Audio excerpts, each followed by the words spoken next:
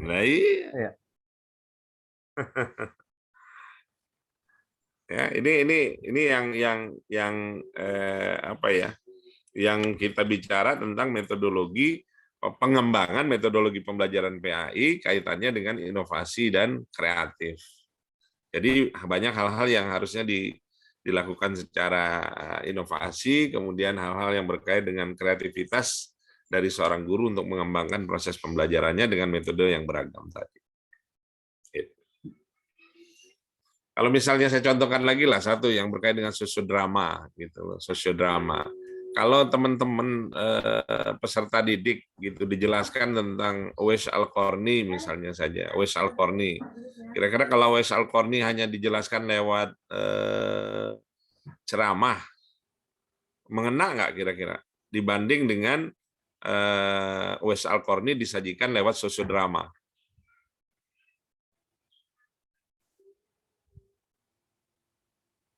Lebih mengena yang mana?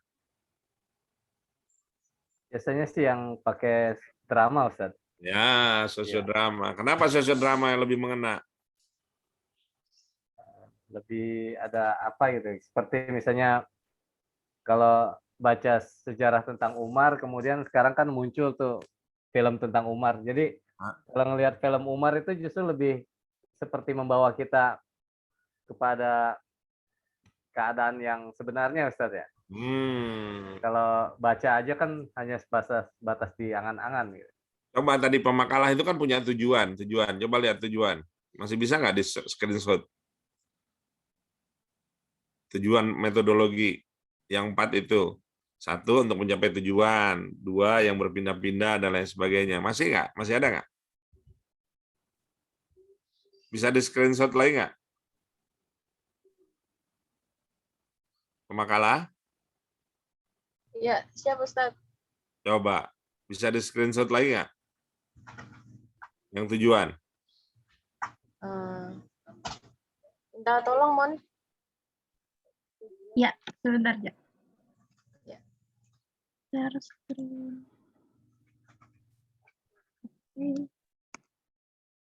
Yang lain silakan kalau mau berikan komentar. Jangan Panaga aja, dari tadi Panaga aja nih. Mas Salman kemana nih? Lagi di luar, Ustaz. Oh, lagi di luar. Yang tujuannya, Ustaz. Terus. Nah, metode. Bukan. Slide ke-7. Slide ke-7. Ya. Nah, coba. Prinsip-prinsip metode pembelajarannya Anda lihat. Berorientasi pada tujuan, tidak terikat pada suatu alternatif saja. Dipakai sebagai sebuah kombinasi dari berbagai metode. Gitu kan? Kemudian digunakan berganti-ganti dari satu metode ke metode yang lain. Nah, nomor 4 coba Anda lihat. Digunakan berganti-ganti dari satu metode ke metode yang lain. Kalau kita cerita Uwais Al-Qarni, kalau hanya dijabarkan lewat cerita, ya habisnya cuma cerita. Kalau si gurunya bisa membawakan cerita itu dengan hikmat, barangkali bisa masuk ke apa ya, ke gambaran anak-anak peserta didik. Tapi kalau diwujudkan dalam bentuk sosiodrama, saya rasa akan jauh lebih mengena gitu. Karena berasa seakan-akan Uwais Al-Qarni itu hadir pada sosok seperti demikian rupa dengan aktivitas kegiatannya, gitu kan, sehingga orientasi yang pada tujuan tadi bisa tercapai. Ya, itu barangkali. Silakan kalau ada pertanyaan.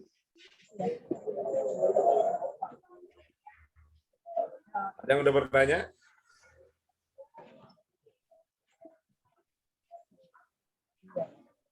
Jadi intinya kan gini, ada metodenya, ada metodologi pembelajarannya yang 8 tadi, gitu ya.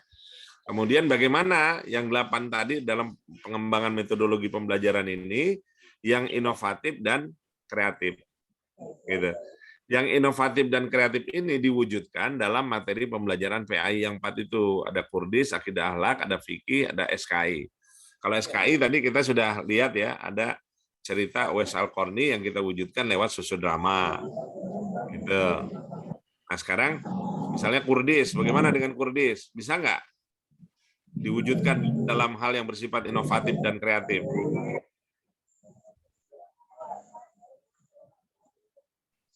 Coba teman-teman terbayang nggak bagaimana mewujudkan proses pengembangan metodologi pembelajaran Kurdis, Quran dan hadis yang diwujudkan dengan pendekatan inovatif dan kreatif. Gimana?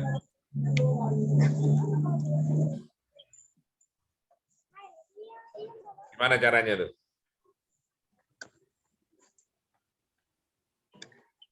Metode konvensional dulu kan Baghdadi ya. Dengar ya, Baghdadi ya. Pernah dengar metode Baghdadi?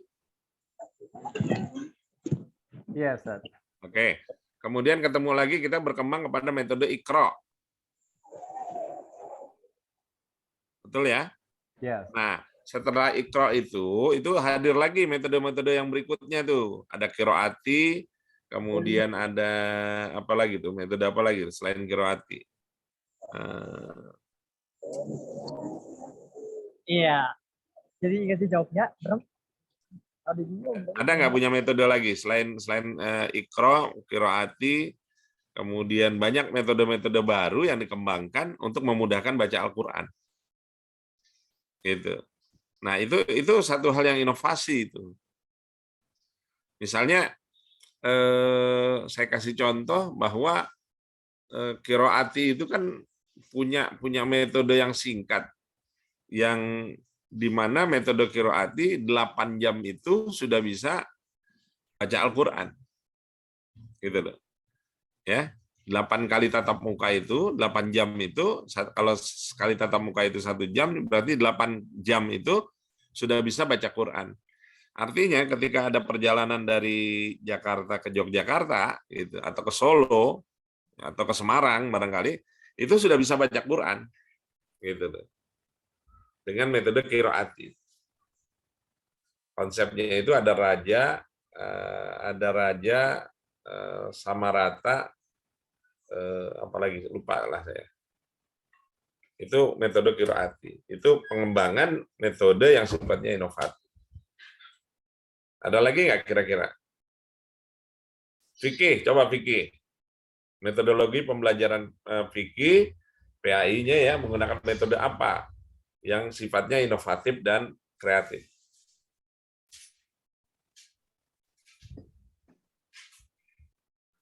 Monggo, silakan. Demonstrasi eksperimen, Ustaz. Yang apa tuh? Oh, Vicky. Fikih. Demonstrasi dan eksperimen. Apa yang dia demonstrasikan dan apa yang dieksperimenkan? Gerakan-gerakan misal sholat, Ustaz, atau wudhu. Nah. Terus penguburan jenazah atau pemandiannya. Seperti itu. Didemonstrasikan. Iya. Oke. Itu udah ada yang kaitannya kreativitas kan?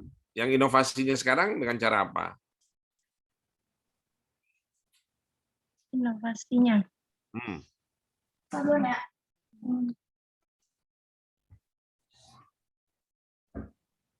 Ada kaitannya dengan inovasi nggak ketika kita belajar tentang wudhu? Lewat video, Ustaz, visual. gitu. Lewat visual. Ada nggak? Ada. Ya itu inovasi. Iya. Iya. Sehingga dia bisa belajar langsung. Misalnya dia tunjukkan bahwa yang wajib dalam berwudu itu kan disebutkan, gitu kan? Nah, kira-kira yang nomor 1 apa, nomor 2 apa, nomor 3 apa, nomor 4 apa. Kemudian dibalik, gitu. Kemudian dimintakan mereka suruh nomor 1 apa, nomor 2 apa, atau nomor selanjutnya. Nah, itu sesuatu hal yang inovasi. Dan dibutuhkanlah kreativitas dari guru-guru itu sendiri, dari tenaga pendidik untuk mengembangkan metodologi pembelajaran PAI. Itu Kurdis. Sekarang akidah akhlak, gimana?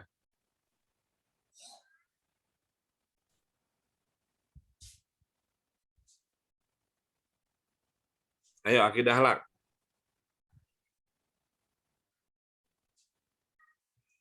Bagaimana metodologi apa yang dipergunakan kaitannya dengan inovasi dan kreatif?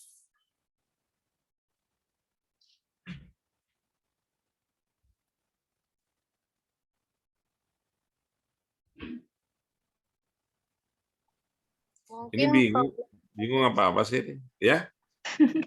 problem solving mungkin, Ustaz. Problem solving apa problem solving? Akidah akhlak. Gimana problem solvingnya? Misal ada apa ya, masalah gitu mengenai akhlak gitu, itu Hmm? bisa ditemukan. Ini gimana Hmm. solusinya seperti ini. Dicarikan solusinya. Iya. Ya contohnya apa? Contohnya mungkin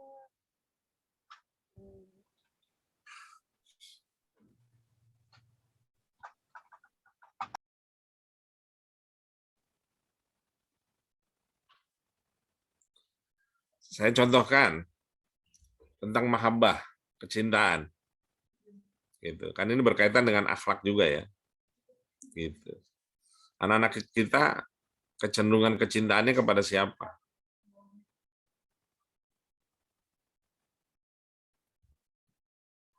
Kepada Nabi kah? Kepada Nabi Muhammad sebagai qudwah, sebagai uswah hasanah, atau ke artis Korea?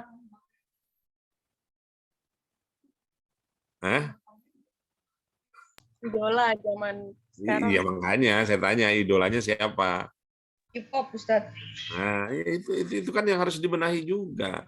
Kalau Anda bilang itu problem solving, ya harusnya dilakukan problem solving itu sendiri. Itu. Sekarang sedang ada gerakan gitu ya. Gerakan apa ya? Mematikan gadget untuk anak-anak. Gitu. Kenapa? Karena sekarang rumah sakit kejiwaan anak di daerah Bandung kalau tidak salah dan di daerah Jawa Timur itu setiap hari pasiennya bertambah, kurang lebih sekitaran setiap hari ada 10 orang. Kurang lebih 10 sampai 15 orang di mana ada gangguan kejiwaan terhadap anak-anak. Ada kemurungan, ada ketakutan dan lain sebagainya karena penggunaan gadget yang berlama-lama. Nah, sekarang pertanyaan saya kira-kira apa yang terjadi di lapangan berkait dengan hal tersebut? Problem solving-kah yang harus dihadirkan? Atau apa yang berkait dengan akidah akhlak itu sendiri? Silakan.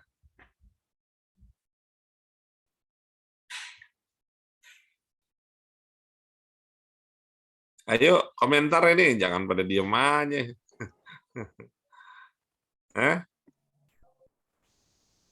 Pemakalah, silakan. Atau ada yang bertanya?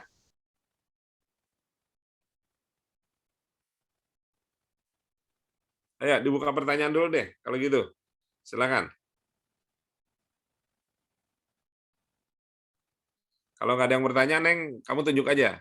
2 orang. 1 laki-laki, 1 perempuan. Silakan.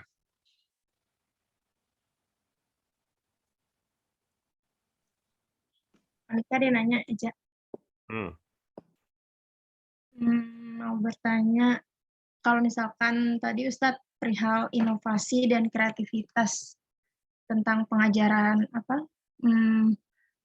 agama Islam gitu Ustadz. Nah, apakah itu kan semakin hari atau semakin tahun ke tahun zaman juga kan semakin canggih ya Ustadz.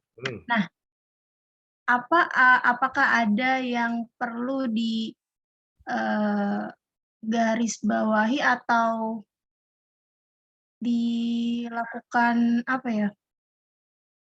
Prinsip, maksudnya pengajaran ini tuh ada prinsipnya gitu, jadi nggak bisa keluar dari hal-hal yang inovasi atau kreatifnya gitu.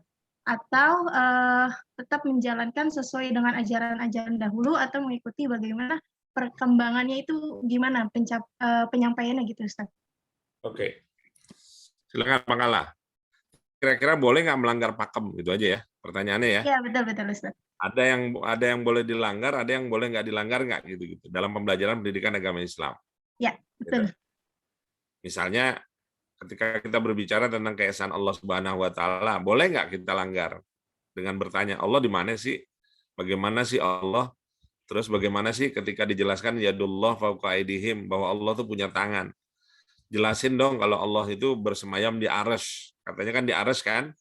Nah, di arsy itu bersemayamnya di mana? Nah, itu kan pertanyaan-pertanyaan yang nakal tetapi sesungguhnya nggak nakal, bagus. Gitu. Sama lah, saya kasih contoh yang sederhana begini. Kira-kira kalau ujian negara itu boleh dibocorin nggak?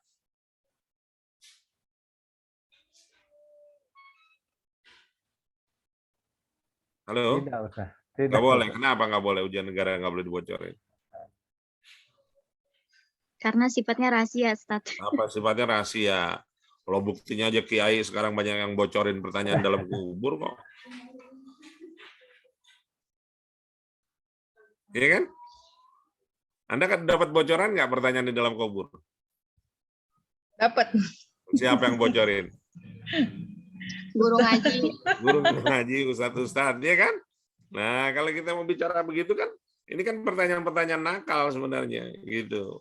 Kalau buktinya ustadz kiai pada ngebocorin pertanyaannya, man rabbuka, wa man nabiyuka, wa ma imamuka, iya kan? Wa ma kiblatuka, wa ma kitabuka, gitu kan? Itu kan udah dibocorin kan sesungguhnya ya, pertanyaan yang di dalam kubur aja yang dijadikan rahasia udah dibocorin. Nah, ini pertanyaan-pertanyaan tadi benar. Kamu juga bertanya, kira-kira ada pakem yang boleh dilanggar apa enggak? Nah, itu. Ya, silakan.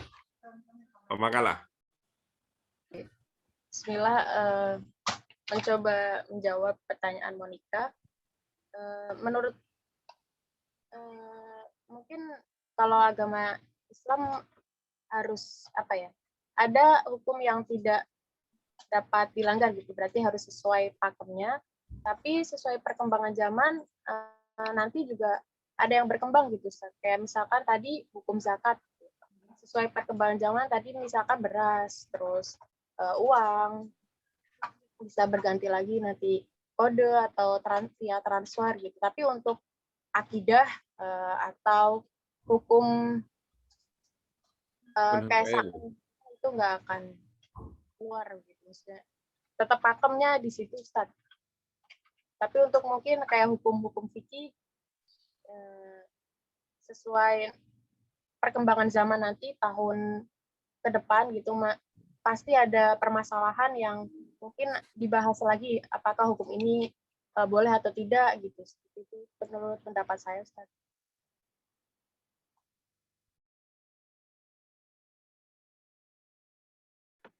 Terima kasih, Ja.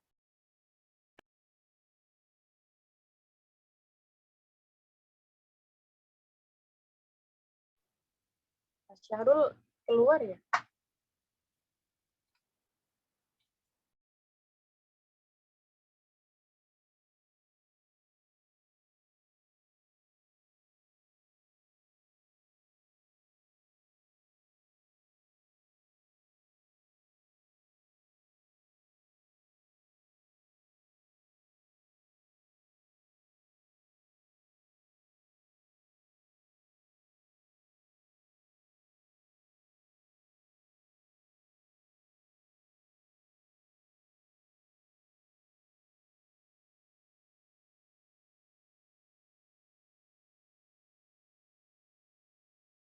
Mungkin teman-teman ada yang mau menambahkan.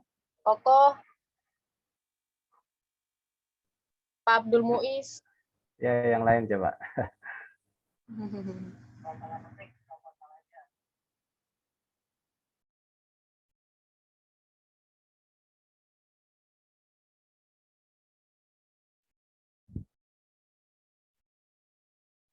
Belum masuk lagi, Ustaz ya?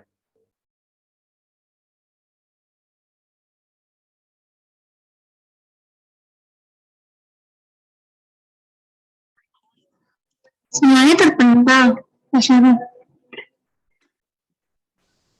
Boleh saya bantu nggak? Ya, silakan. Ya, saya mencoba untuk sedikit menjawabnya. Kedengaran suara saya? Kedengeran, Bang?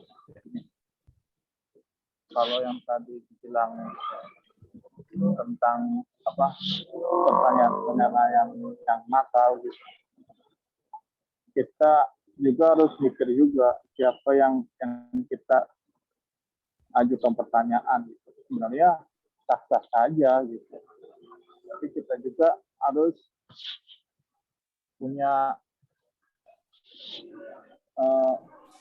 siapa sih yang kita tanyakan kapasitasnya gitu. dalam arti seseorang tersebut ya harus punya kompetensinya gitu. Kompetensi dalam hal ini siapa nih yang kita ajukan pertanyaannya. Kalau seandainya kita ajukan ke anak SD ya nggak mungkin gitu kan. Tapi kalau kita ajukan kepada mahasiswa, di situ baru kita boleh gitu. Kalau menurut saya sih tergantung tingkat kompetensinya yang kita akan ajukan pertanyaan tersebut.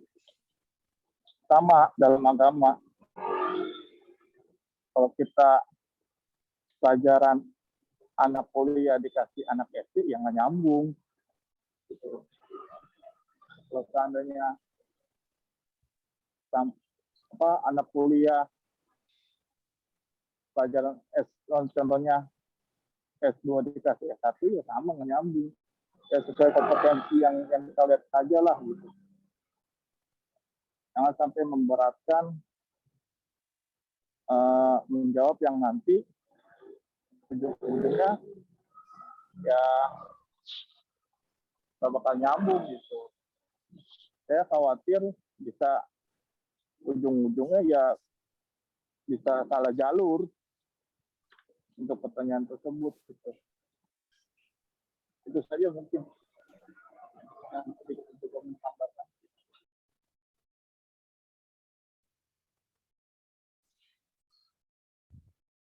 Baik, lanjut, silakan. Masih ada lagi yang menambahkan?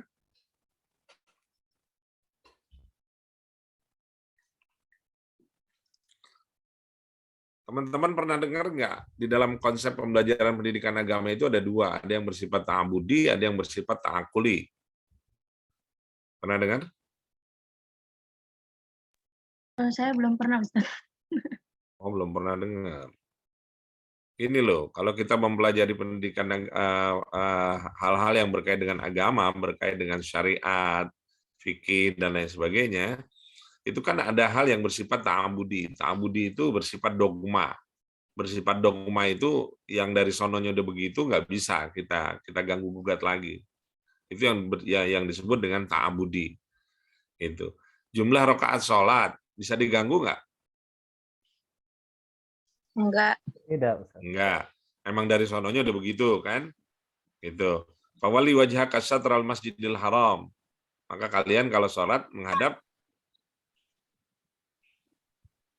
Kiblat Masjidil Haram. Masjidil Haram. Itu sudah pakem atau belum? Pakemnya sudah jelas ya, ada menghadap kiblat. Idza kuntum ila sholati faghsilu wujuhakum wa aydiyakum ilal marafiqi wa ila akhir ayat. Udah pakem belum?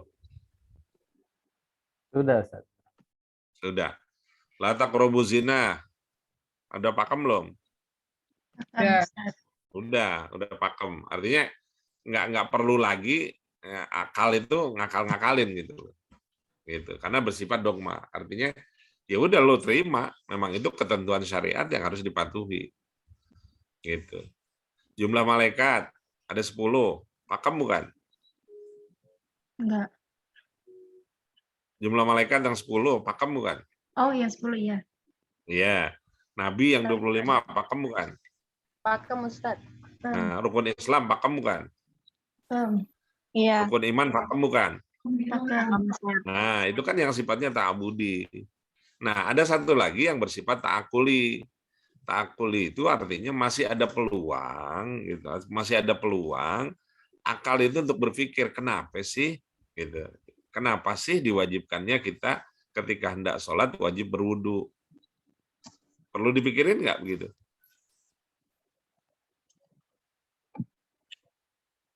Perlu penjelasan nggak? Ada apa sih? Ada manfaat apa sih di balik wudu, gitu kan? Nah, itu yang harusnya lebih dijelaskan. Nah, itu ta'akuli bisa bertanya. Saya pernah jelasin ke teman-teman, menyentuh kemaluan dengan telapak tangan itu pakem bukan? Pakem batalnya wudu bukan? Menyentuh kemaluan dengan telapak tangan itu pakemnya wudu, pakemnya yang membatalkan wudu bukan? bagian besar seperti itu, Ustaz. Iya, menyentuh dengan kemaluan dengan telapak tangan, batal wudhu nggak? Batal, Ustaz. Batal. Berarti pakemnya jelas kan? Jelas ya?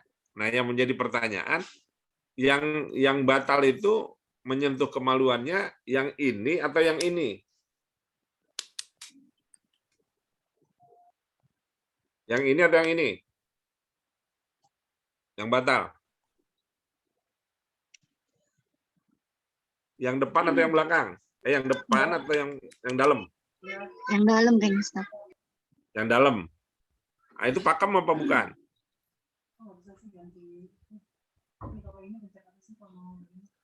Itu pakem bukan? Kok bingung sih? Kalau nyentuh pakai ini batal nggak? Batal. Pakai ini kalau pakai ini batal nggak? Kalau pakai ini batal nggak? Pakai ini Harusnya- batal nggak? Kalau pakai yang dalam batal, harusnya pakai luar juga batal juga, Ustaz. Enggak, di dalam fikih ini nggak batal. Nah, berarti kan itu ada logika akal lagi yang harus bicara. Kenapa kagak batal? Kenapa nggak batal? Karena beda rasa. Berarti nggak beda rasa? Coba Maksudnya berasaan gimana, mana Ustaz? yang ini sama yang ini? Oh iya, iya.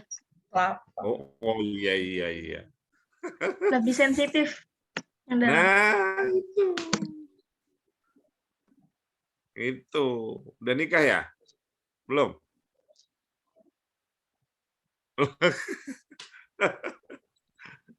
Iya, beda di sini sama di sini. Kalau di sini yang lebih sensitif, kalau di sini enggak. Gitu. Maka disitulah fungsi akal menjelaskan. Gitu. Paham ya? Paham sampai di sini? Paham, Nah, Ustaz. makanya dari itu ada yang bersifat ta'abud. Ada yang bersifat ta'abudi, ada yang bersifat ta'akuli. Ada yang bersifat dogma, fakemnya dari sono nggak boleh diganggu-gugat. Ada kemungkinan akal itu masih bisa bertanya, kenapa sebabnya seperti itu. Kalau Anda batal wudhu, ya, kita wajib wudhu lagi atau enggak? Wajib. Wajib, Ustaz. Nah, iya. Kalau kita buang angin, wajib wudhu semuanya kan? Iya. Iya. Iya, kenapa nggak kita basuh yang anginnya aja?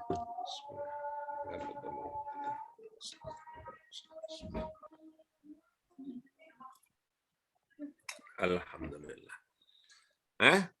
Kenapa nggak basuh yang buang angin tadi? Kenapa?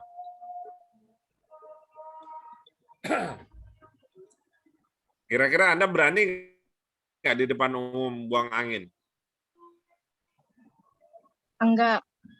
Berani nggak? Kenapa nggak berani? Malu, Ustaz.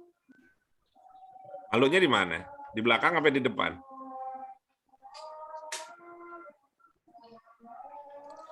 Yang malu muka apa yang belakang? Yang malu muka. Nah, itu dia. Itu yang menjadi pertanyaan-pertanyaan kita. Ya.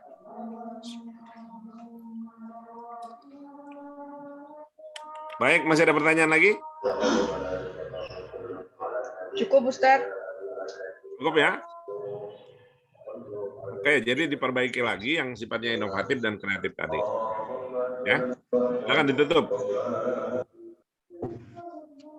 Terima kasih penjelasannya.